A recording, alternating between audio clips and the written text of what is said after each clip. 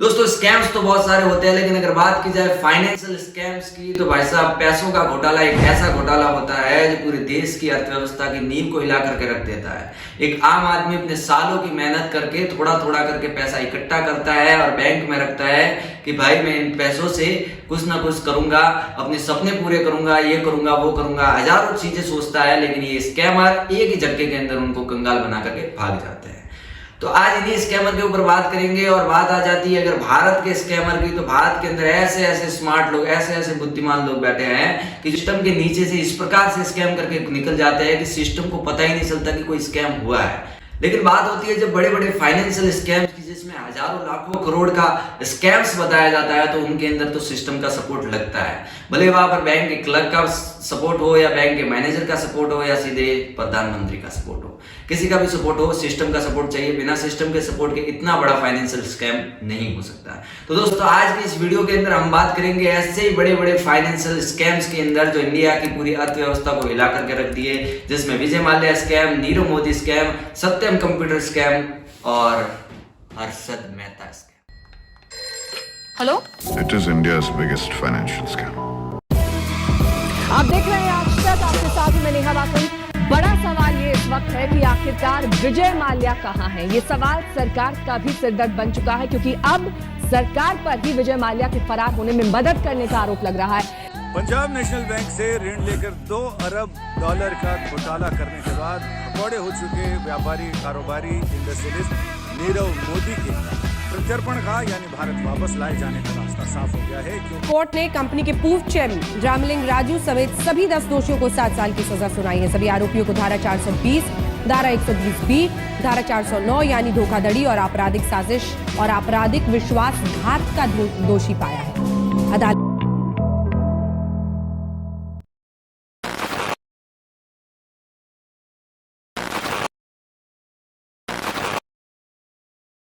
दोस्तों स्कैम्स की सीरीज के अंदर सबसे पहला नाम आता है विजय माल्या स्कैम। और बिजनेस टाइकून के नाम से जाना जाता था वो विजय माल्या, जो बेंगलोर की आईपीएल टीम का ओनर रह चुका है, आरसीबी टीम का ओनर रह चुका है।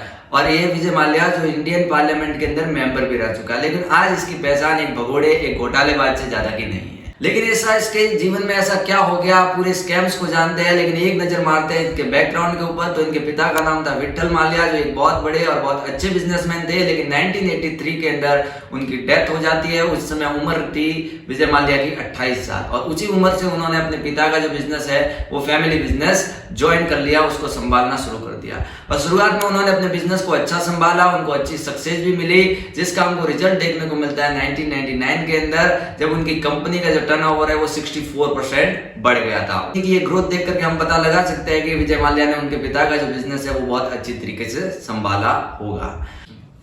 जवानी का जोश था, जुनून था, और इस सक्सेस को देखने के बाद में तो उनका जोश और जुनून और बढ़ गया। तो उनकी एक बंद पड़ी कंपनी थी, एक शराब की कंपनी थी, एक एयरलाइंस की कंपनी थी, किंगफिशर। उसके अंदर उनको इन्वेस्टमेंट करने की सूझी, तो उन्होंने अपने इन्वेस्टर को बोला कि इसके अंदर मेरे को इन्वेस्टमेंट करना है। लेकिन उनकी कंपनी के जो एडवाइजर थे उन्होंने बोला कि इन कंपनी के अंदर आप इन्वेस्टमेंट मत कीजिए, इस कंपनी ने हमें पहले भी बहुत लॉस कराया, इसलिए आप इसके अंदर इन्वेस्टमेंट मत कीजिए। लेकिन विजय माल्या भाई सक्सेस का जो जुनून था, जोश था, जवानी के दिन थे, उन्होंने बोला कोई बात नहीं, लेकिन मैं इसके अंदर इन्वेस्टमेंट करूंगा। तो उन्होंने अपनी कंपनी को बेच दिया और सारा पैसा डाल दिया किंगफिशर के अंदर।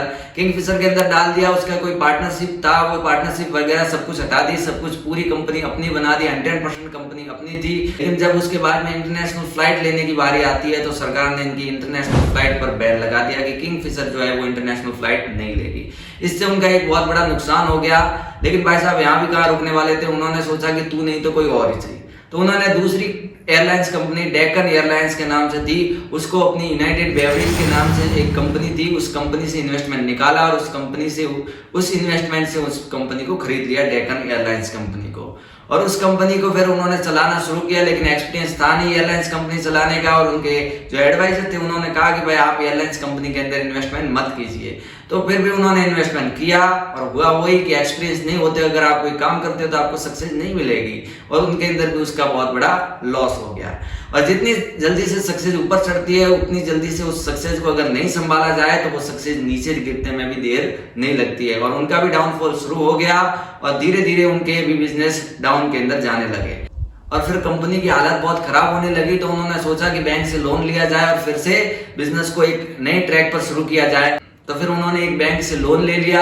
लेकिन भाई साहब ये थे लग्जरियस लाइफ स्टाइल के धनी, इनको तो रात को पार्टियाज करनी थी, रंगीन मिजाज के आदमी थे, तो वो आदत तो छूटी नहीं। तो सारा पैसा जो बैंक से लिया था वो पार्टीज में उड़ा दिया, अपनी महंगी महंगी लाइफ स्टाइल, नई नई गाड़ियां लेना, बड़े बड़े महंगे महंगे घरों में रहना, बड़े बड़े खुद के प्राइवेट जेट वगैरह, ये सारे रंगीन शौक रखते थे। तो उनके अंदर पैसा उड़ा दिया और फिर कंपनी की हालत हो चुकी थी ऐसी, क्योंकि बिजनेस लोन लिया था लेकिन बिजनेस के अंदर तो डाला नहीं था पैसा, शौक मौज के अंदर सारा पैसा उड़ा दिया था।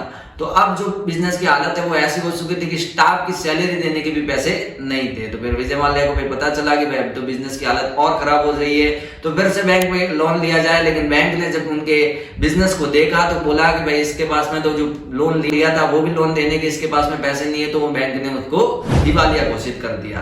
तो उसके बाद में फिर विजय माल्या ने बोला कि कोई बात नहीं, तू नहीं तो किसी और बैंक से ले लेंगे। तो उन्होंने 17 अलग अलग बैंकों से 9,000 करोड़ का लोन उठाया, जिसके अंदर इस bank 50 crore, Punjab and Sind bank 60 crore, federal bank 90 crore, overseas bank 140 crore, united bank of India 430 crore, bank of Baroda 550 crore, IDBI bank 800 crore, PNB bank 800 crore, SBI bank 1600 crore.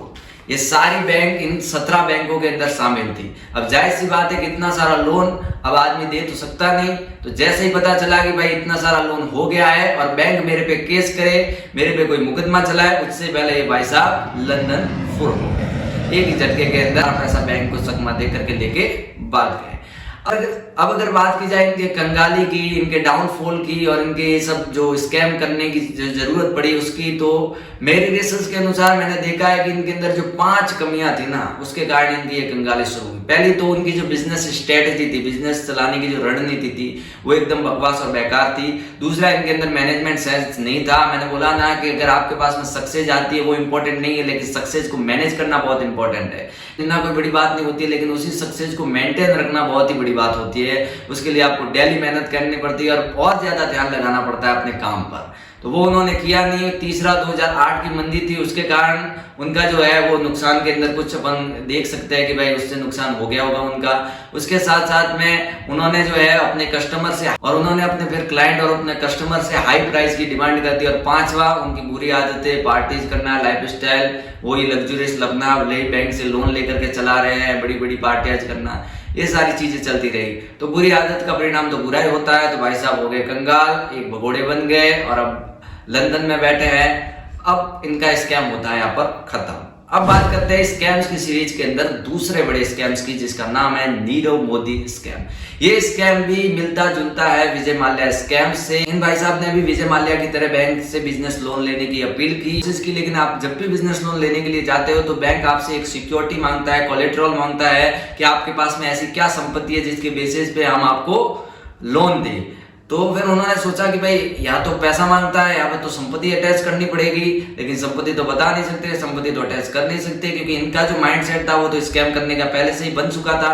तो फिर इन्होंने क्या किया कि फॉरेन बैंक से लोन लेना चाहा। अब फॉरेन बैंक का क्या होता है कि फॉरेन बैंक ऐसी होती है जो इंडिया के अंदर इन्वेस्टमेंट करना चाहती है, और इन्वेस्टमेंट करने के लिए वो ज्यादा सिक्योरिटीज वगैरह नहीं मांगती है। वो सिर्फ किसी भी इंडियन बैंक से एक लेटर ऑफ अंडरटेकिंग मांगती है, जिस लेटर में लिखा होता है कि अगर ये बंदा लोन देने के लिए असमर्थ हो जाता है तो जो बैंक है जिसने ये लेटर दिया है वो बैंक उस बंदे का पूरा लोन चुकाएगी। ऐसा उसको लेटर देना पड़ता है, आपको लोन मिल जाता है फॉरेन बैंक से। नीरव मोदी ने भी दे दिया letter of undertaking foreign bank को और लोन ले लिया। उसके बाद में जब ये स्कैम्स ओपन होने की बात हुई थी, फॉरेन बैंक अपना पैसा मांग रहा था, उससे पहले ही ये भी भाई साहब लंदन के लिए फुर हो गए थे। तो उसके बाद में फॉरेन बैंक ने बोला कि हमको भाई लेटर ऑफ अंडरटेकिंग दिया है PNB बैंक ने, पंजाब नेशनल बैंक का। तो फॉरेन बैंक ने तो पंजाब नेशनल बैंक से कांटेक्ट किया कि भाई आपका जो नीरव मोदी है उसके लिए एक लेटर ऑफ अंडरटेकिंग दिया था, वो बंदा तो हो गया यहाँ से फुर, वो तो लोन दे नहीं रहा है, तो अब आप जो है वो हमारा लोन दे दीजिए। अब PNB बैंक ने वहां पर हाथ खड़े कर दिए और कह दिया कि भाई साहब मैंने तो कोई ऐसा लेटर ऑफ अंडरटेकिंग दिया ही नहीं है कि भाई इस बंदे का लोन, और हम तो जानते ही नहीं नीरव मोदी कौन है। तो उसके बाद में फिर ऐसा स्कैम ओपन हुआ तो फॉरेन बैंक का भी दिमाग घूम गया, फिर यहाँ पर सीबीआई की भी जांच पड़ताल चलने लगी। उसके बाद में फिर पता चला कि पीएनबी बैंक के अंदर 2 ऑफिसर थे, वो नीरव मोदी से मिले हुए थे और उन्होंने वहां से लेटर ऑफ अंडरटेकिंग दिया और फॉरेन बैंक को दिया और वहां से 11,400 करोड़ का लोन उठाया। और जब इस पूरे के स्कैम्स की इन्वेस्टिगेशन हुई तब पता चला कि ये 11,400 करोड़ का स्कैम नहीं है, ये 13,000 करोड़ का स्कैम है। और ये स्कैम 2011 से 2017 के बीच में चला और भाई साहब 2018 के अंदर फुर हो गए लंदन के लिए। ये पूरा स्कैम उन्होंने रचा 2 ऑफिसर के साथ में, उनको भी थोड़ा रिश्वत वगैरह घूस वगैरह दी होगी। तो मैंने बोला था ना, सिस्टम के अंदर अगर बड़े फाइनेंशियल स्कैम्स करने होते हैं इन स्कैमर को, तो ये सिस्टम के किसी भी अंदर के आदमी का सपोर्ट लेते हैं। यहाँ पर इनका भी स्कैम जो है वो खत्म हो जाता है। एक सेकंड, आपके भी दिमाग में ख्याल आता होगा कि भाई साहब लंदन तो भाग गए, विजय माल्या भी भाग गया, नीरव मोदी भी भाग गया, लेकिन इसके बाद में फिर इन्होंने पैसा लेकर के भाग गए तो इनका पैसा रिकवर नहीं हो सकता क्या? लंदन से इसको वापस नहीं ला सकते? और ये साले लंदन ही क्यों भागते हैं, कहीं और क्यों नहीं भागते? तो इसका भी जवाब दूंगा, जवाब मिलेगा। तो अब सुनिए कि लंदन ये क्यों भागते हैं। ये लंदन जो है ना, ये इन भगोड़ों का स्वागत करता है। अगर आप स्कैम करके वहां पहुंचते हो तो आपको 2 मिलियन पाउंड लंदन की सरकार को देने होते हैं और वो लंदन की सरकार आपका स्वागत करती है और आपको गोल्डन वीजा देती है। उस गोल्डन वीजा से आप वहां पर बड़ी लग्जरियस लाइफ जी सकते हो, बड़े बड़े बंगले ले सकते हो, बड़ी बड़ी गाड़ियों में घूम सकते हो, बड़ी अच्छी जिंदगी जी सकते हो और आप पे कोई भी सख्त कानून भी लागू नहीं होगा। तो ये गोल्डन वीजा का फायदा मिल जाता है उनको। और दूसरा, उसके साथ में ये जो भगोड़े होते हैं इनके पास में पैसे की कोई कमी तो होती नहीं है, पैसा तो भर भर के लेके जाते हैं। और लंदन उनका स्वागत इसलिए करती है क्योंकि लंदन की सरकार देखती है कि भाई भगोड़े के पास में पैसा बहुत होता है, तो ये भगोड़े अगर अपन को 2 मिलियन पाउंड दे देते हैं तो हमारी भी सरकार के अंदर पैसा आ जाएगा। और पैसा किसको पसंद नहीं है भाई, पैसे के सामने तो सब झुक जाते हैं। 2013 के आंकड़ों को देखें तो 6,000 से भी ज्यादा स्कैमर जो है वो भारत से स्कैम करके लंदन भाग चुके हैं और वह गोल्डन वीजा लेकर के मजे कर रहे हैं। लेकिन उसके बाद में फिर लंदन की सरकार और हमारी सरकार के बीच में एक समझौता हुआ था कि भाई ऐसे काम नहीं चलेगा, आपके जो स्कैमर है उनको हम अगर हमारे देश में आते तो हम आपको सौंप देंगे और आपके जो देश के अंदर हमारे स्कैमर आते हैं तो आप हमें उनको सौंप दीजिएगा। तो ये समझौता हो गया था। लेकिन भाई साहब हमने तो 131 से ज्यादा स्कैमर है वो लंदन को वापस दे दिए, लेकिन लंदन ने हमको सिर्फ 1 स्कैमर ही वापस दिया है। बाकी जो स्कैमर है जैसे ललित मोदी, नीरव मोदी, विजय माल्या, वो वहां पर मजे से जिंदगी काट रहे हैं। और दूसरी बात आ जाती है कि जब इनके ऊपर कोर्ट में एक मुकदमा चलता है, सुप्रीम कोर्ट के अंदर मुकदमा चलता है, और जब इनका मुकदमा जाता है लंदन की सरकार के पास में तो वो ह्यूमन राइट्स का फायदा उठा लेते हैं। ह्यूमन राइट्स के अंदर क्या है कि जब जैसे विजय माल्या का जो केस हुआ उसके अंदर भी वहां पर ह्यूमन राइट्स का जो है वो सहारा लिया गया। उसमें बताया गया कि भाई जो इंडिया की जेल है वो विजय माल्या के लिए सही नहीं है, वहां के बाथरूम अच्छे नहीं है, भाई साहब इनको जेल के अंदर भी फैसिलिटी चाहिए, सजा में भी मजा काटना, ये कारण हो जाता है। तो ह्यूमन राइट्स का भी फायदा ले लेते हैं, इसके कारण इनको वापस लाना थोड़ा मुश्किल हो जाता है। तो फिर क्या सरकार क्या करती है, इनकी जो बची कुछ संपत्ति होती है शायद वो जो छोड़ करके चले जाते हैं उनके अंदर अपना पैसा रिकवर कर देती है और बाकी उनके ऊपर फिर कार्रवाई चलती ही रहती है, क्या पता कब आए कब ना आए।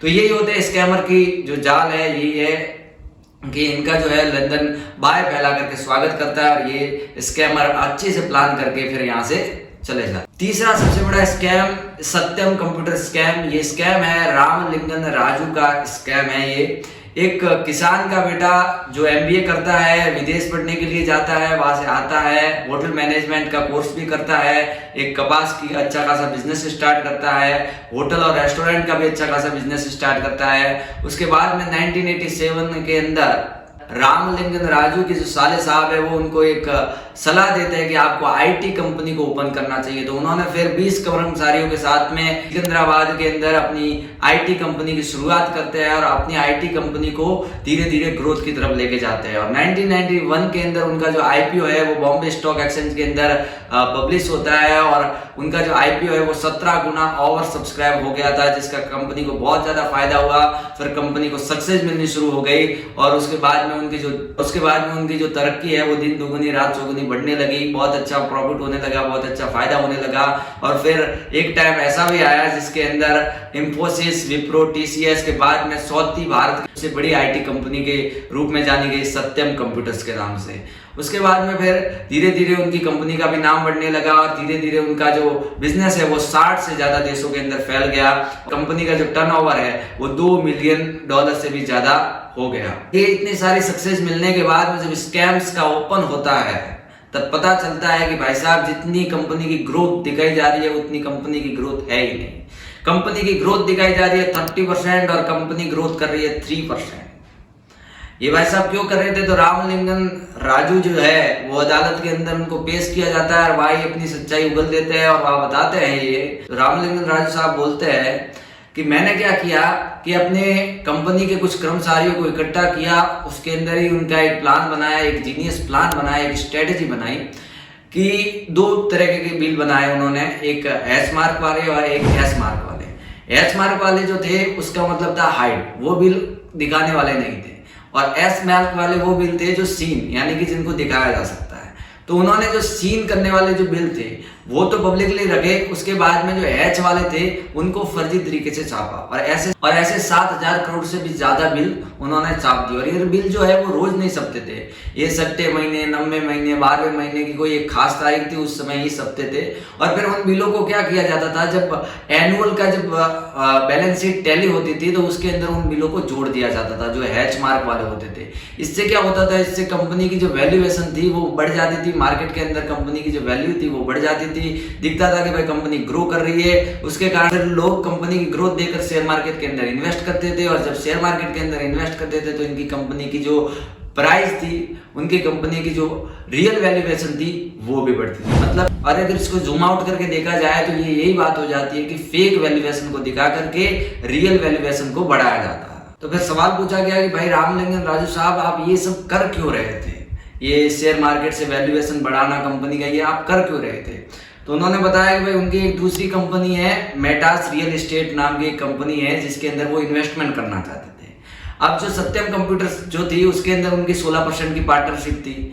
तो उन्होंने क्या किया कि शेयर की प्राइस जैसे जैसे बढ़ती गई, उन्होंने बढ़ते बढ़ते शेयर की प्राइस के अंदर अपने जो शेयर है वो बेचना शुरू कर दिया और अपनी जो 16% की पार्टनरशिप थी उसको बेच करके 3% तक ला दिया, और सारा जो पैसा आया था वो रियल एस्टेट बिजनेस के अंदर घुसा दिया। अब सन 2000 के बाद में रियल एस्टेट के अंदर तेजी तो आ गई थी, लेकिन वहां की आंध्र प्रदेश सरकार थी, उन्होंने एक नियम निकाला कि कोई भी रियल एस्टेट कंपनी है वो 58 एकड़ से ज्यादा की जमीन नहीं लेगी। तो फिर उन्होंने वहां भी एक प्लान बना दिया, भाई साहब ये स्कैमर रुकने का वाले वहां भी एक प्लान बना दिया। उन्होंने क्या किया, घर परिवार और अलग अलग लोगों के नाम से 300 फ्रॉड कंपनियां बना दी और 6000 एकड़ से भी ज्यादा की जमीन जो है वो दबा करके रख ली, और ये पूरा स्कैम 7000 करोड़ से भी ज्यादा का स्कैम था। तो फिर उसके बाद में थोड़ी और जांच पड़ताल की तो एक और स्कैम निकल करके आया कि सत्यम कंप्यूटर के अंदर उन्होंने दूसरा स्कैम और किया है, और दूसरा स्कैम ये किया कि सत्यम कंप्यूटर्स के अंदर 53,000 कर्मचारी काम करते थे, ऐसा उन्होंने बताया कंपनी के अंदर, और 53,000 जो कर्मचारी थे उनकी पगार जो है वो कंपनी देती थी। लेकिन जब देखा गया कि इसके अंदर सत्यम कंप्यूटर्स के अंदर जो कर्मचारियों की संख्या है वो तो 40,000 है, बाकी के जो 13,000 है वो तो झूठे लोगों का नाम है, सिर्फ नाम चल रहा है, आदमी तो है ही नहीं। तो फिर जो 13,000 लोग थे उनकी जो तनख्वाह थी, उनकी जो सैलरी थी, उन सैलरी को 20,000 जो करोड़ सैलरी बनती थी वो सैलरी भी इन रामलिंगन राजू साहब ने सैलरी भी उन्होंने हड़प ली। ये सारा पूरा स्कैम किया उन्होंने, और अपनी रियल एस्टेट कंपनी के अंदर इन्वेस्ट करना चाहते थे, उसको और बढ़ाना चाहते थे, और सत्यम कंप्यूटर्स बाद में फिर उनको अगर पार्टनरशिप चली भी जाती तो कोई नहीं। ये पूरा स्कैम 7,000 करोड़ का स्कैम था। इसके अंदर सत्यम कंप्यूटर्स के जो स्टाफ थे वो भी इनके अंदर शामिल थे, क्योंकि भाई इतना बड़ा स्कैम है वो अकेले आदमी तो कर नहीं सकता। तो ये पूरा स्कैम रचा गया था, और उसके बाद में जब और इसके अंदर इस केस की और भी थोड़ी जांच पड़ताल की गई तो पता चला कि यहाँ पर 2 और भी मंत्री थे, वो भी इस स्कैम के अंदर शामिल थे। तो ये पूरा स्कैम था सत्यम कंप्यूटर स्कैम, जो 7,000 करोड़ से भी ज्यादा का स्कैम है। अब बात करते हैं स्कैम की सीरीज का 4था स्कैम, हर्षद मेहता स्कैम। मेरे हिसाब से ये हर्षद मेहता स्कैम नहीं है, ये प्रधानमंत्री स्कैम है। अब कैसे है ये भी बताते हैं। एक सामान्य परिवार से ताल्लुक रखने वाला लड़का जो पैसे कमाने की उम्मीद में मुंबई में आ जाता है, छोटी मोटी नौकरियां करता है, इंश्योरेंस का काम करता है, डायमंड ब्रोकरेज का काम करता है, और फिर धीरे धीरे इसकी मुलाकात हो जाती है शेयर मार्केट के अंदर। वहाँ भी वो एक ब्रोकर के यहाँ पर जॉबर का काम करता है, और फिर धीरे धीरे अपने नॉलेज को गेन करता है, और अपने नॉलेज के बेस पे वो पैसे कमाने को शुरू करता है, अपना ट्रेडिंग अकाउंट ओपन करता है और अपना जो पैसा है वो बनाना शुरू करता है। फिर इस गजब की नॉलेज के साथ साथ में हर्षद मेहता ने एक और थोड़ी सी गलती यहाँ पर कर देते हैं। उनके अंदर लालच आ जाता है कि भाई पैसा कमा रहे हैं तो थोड़ा और पैसा कमाना चाहिए। तो उन्होंने फिर क्या कर दिया कि मनी मार्केट के अंदर भी पैर रखना शुरू कर दिया। मनी मार्केट के अंदर पैर रख दिया तो मनी मार्केट में क्या होता है कि गवर्नमेंट बॉन्ड्स और गवर्नमेंट सिक्योरिटीज जो होती है उनका लेन देन होता है। इसके अंदर क्या होता है कि कोई भी बैंक होती है, उस बैंक को अगर दूसरी बैंक को लोन देना होता है तो उसके बीच में एक ब्रोकर होता है। वो ब्रोकर क्या करता है, एक बैंक से लोन लेता है और उसको दूसरी बैंक को देता है। अब ये जो सर्कल चलता था कि भाई एक बैंक जो है वो दूसरे बैंक को बॉन्ड्स देगी, सिक्योरिटी देगी, बीआर देगी, बैंक रिसिप्ट देगी और दूसरी बैंक उसको बदले में उसको लोन देगी। ये काम जो है वो बीच में ब्रोकर करता है। ब्रोकर को क्या मिलता है, कमीशन मिलता है। लेकिन हर्षद मेहता का यह दिमाग था, उन्होंने लूप होल जो यहाँ पर देखा वो देखा था कि इन दो बैंकों के बीच में जब ट्रांजैक्शन होता है, एक बैंक जो है वो लोन लेती है दूसरे बैंक को देती है, तो उसके बीच में काफी समय बचता है और इस समय के अंदर इस पैसा जो है वो मेरे अकाउंट में पड़ा रहेगा। तो इस पैसे को क्यों ना स्टॉक मार्केट के अंदर लगा दिया जाए, क्योंकि नॉलेज तो मेरे पास में है ही और मैं इसको अगर स्टॉक मार्केट के अंदर लगा देता हूं तो इससे जो प्रॉफिट है वो मैं कमा लूंगा और बैंक को वापस पैसा दे दूंगा। तो इसी तरह से इन्होंने फिर सालों साल तक यही काम करते रहे, बैंक से पैसा लेता गया, फिर स्टॉक मार्केट के अंदर लगाते गए, प्रॉफिट कमाते गए, लगाते गए। लेकिन एक बार फिर क्या हो गया कि मार्केट क्रैश हो गया और मार्केट क्रैश हुआ तब सारा पैसा जो है वो डाउन के अंदर चला गया। तो फिर उन्होंने दूसरे बैंक से खुद का पर्सनल लोन लेकर के वो बैंक का लोन चुका दिया और फिर से गाड़ी जो है वो पटरी पर आ गई थी। लेकिन उसके बाद में जब ये आंकड़े देखे गए तो हर्षद मेहता जो है उस समय बिग बुल बन गए थे।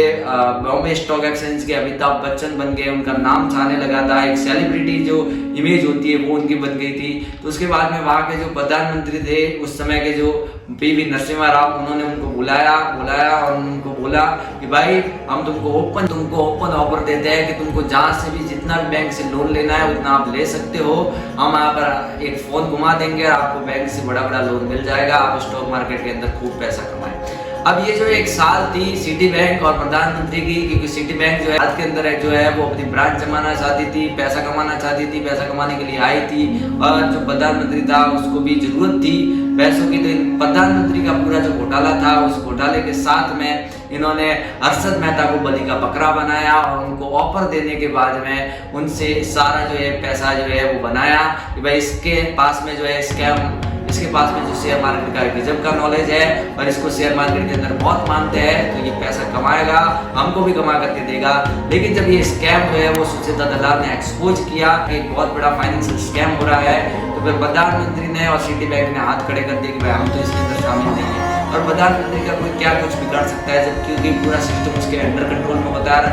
पूरी उंगली उठा करके चली गई हर्षद मेहता के ऊपर, पूरा इल्जाम आ गया, पूरा आरोप आ गया हर्षद मेहता के ऊपर। हर्षद मेहता को बलि का बकरा बना दिया कि भाई पूरा स्कैम जो है वो हर्षद मेहता का है। ये बैंक से जो है सिक्योरिटी और बैंक से जो लोन का आदान प्रदान करना होता है उसके बीच में ये पैसे को रख लेता है और स्टॉक मार्केट के अंदर इन्वेस्ट करता है और बीच में प्रॉफिट कमाता है। और इसी तरह इसने बहुत बड़े बड़े फाइनेंशियल स्कैम किए हैं। जब प्रधानमंत्री से भी इसकी बात पूछी गई तो प्रधानमंत्री ने बोला कि ये झूठा है, ये अपने आप को बचाने के लिए अपना नाम ले रहा है। फिर प्रधानमंत्री का जो दोस्त था, उनकी पुलिस है, उनका कानून है, सारी चीजें उनकी होती है, तो उन्होंने सिस्टम के नीचे उनको दबाने की कोशिश की, कस्टडी में बुलाया, उनके सारे जो बैंक अकाउंट वगैरह वो सीज कर दिए, सारी चीजें उनकी रोक दी गई, सारी चीजें उनकी रद्द कर दी, कंपनी को भी बैन कर दिया, सारी चीजें उनकी की गई। थाने जेल के अंदर 31 दिसंबर 2001 को उनकी फिर वहां पर डेथ हो जाती है। तो ये पूरा स्कैम जो है वो हर्षद मेहता स्कैम नहीं है। अगर अपन देखें तो हर्षद मेहता को बलि का बकरा बनाया गया और पूरा स्कैम जो है वो पीएम का स्कैम है, सिटी बैंक का स्कैम है। अब इस स्कैम को अगर देखा जाए तो हर्षद मेहता की एक ही गलती थी, क्योंकि उन्होंने लालच किया और वही लालच को जब प्रधानमंत्री के ऑफर के सहित समझा और उसी लालच के कारण उनका जो है वो डाउनफॉल आया, उनकी सक्सेस जो है, उनका जो स्टारडम जो है वो नीचे गिरने लग गया। तो वैसे भी दोस्तों लालच जो है वो बहुत बुरी बला होती है, बुरा ही परिणाम देती है। तो दोस्तों अगर आपको इस स्कैम को पूरा अच्छी तरीके से देखना है तो स्कैम 1992 बहुत अच्छी वेब सीरीज बनाई गई है, उस पर जाकर के आप देख सकते हो। पूरे स्कैम को बहुत अच्छी तरीके से समझाया गया है कि किस तरह ये हर्षद मेहता इसका स्कैम नहीं था, ये सिटी बैंक का, ये पीएम का स्कैम था। बस दोस्तों आज की वीडियो में बस इतना ही। इस वीडियो के अंत में इतना ही कहना चाहूंगा कि अगर वीडियो पसंद आया, बहुत टाइम के बाद में वीडियो आया है, लेकिन अब से जो वीडियो आएंगे वो बेस्ट क्वालिटी के वीडियो मिलेंगे आपको। वीडियो पसंद आया तो वीडियो को लाइक कर देना, चैनल पे नए सब्सक्राइब कर देना। फिर मिलते हैं नए वीडियो में, तब तक के लिए wait for next video. Thank you, जय हिंद, जय भारत।